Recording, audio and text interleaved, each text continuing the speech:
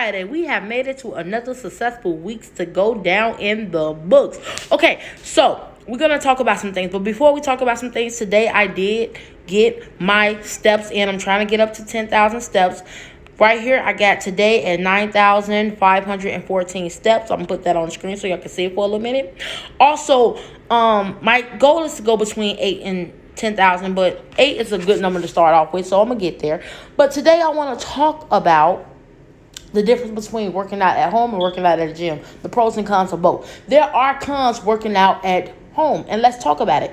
You have to have the wind power, the strength, the ability to want to get up. You have to have that mindset, that positive mindset that I'm going to get up every day no matter what, no matter if I feel like I ain't go hard enough this day, I'm going to go even harder the next day. You have to have that wind power, that strength, that motivation to get up every day. You must have that discipline. You must have that discipline to get up every day and do what you need to do. Just as if you was going to a gym or had a trainer, you have to be your own trainer. And a lot of people can't do that. So that's a con. The second thing, people actually still overindulge because they're at home.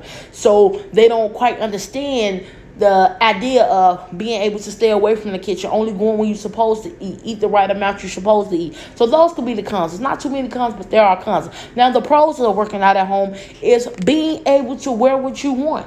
Record if you want or you don't want to record. Put it on your TV. You can work out with someone on your TV. Right here, I'm working out with the most legendary Billy Blanks. Yes, I am.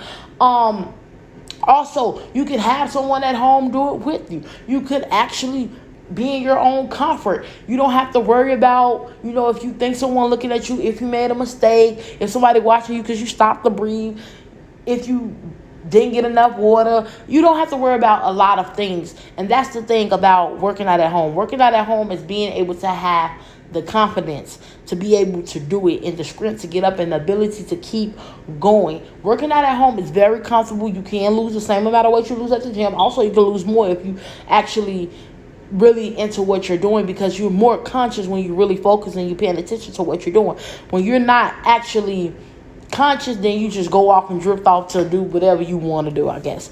So there's a lot of pros and cons. Now let's talk about the cons at the gym. The cons at the gym is there is someone there who could possibly show you how to do something if you're not doing it right. That's number one. Number two, you actually have probably more equipment. Most people who have at-home gyms may have a little bit less equipment than people who have them than all these big gyms.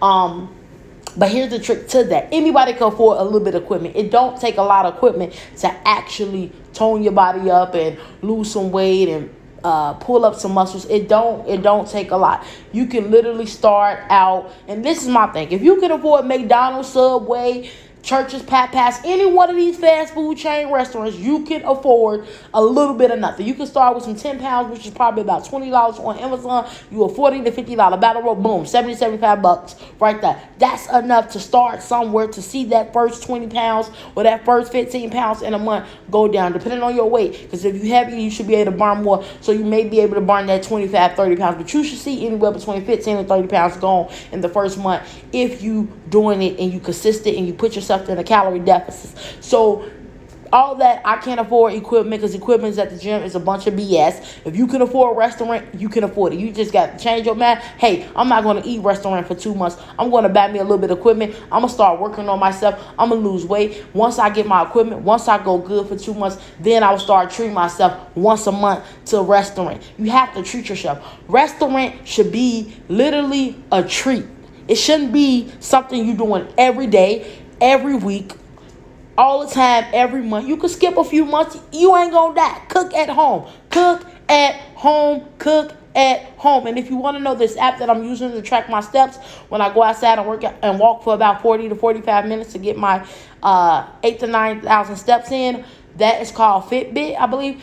And you could download it and you can use your phone for tracking, or you could buy one of their watches to also help track your steps. Whichever one you prefer, it's great. But I always say, cook your meals. At least cook 95% of your meals. That extra little 5% is you going out to the restaurant once. It's okay to start out if you're going out 2 times a month. That's fine. Just try to get it to once a month where it's only a treatment, because, we got to walk into it slow. We have to walk into it slow. It's baby steps.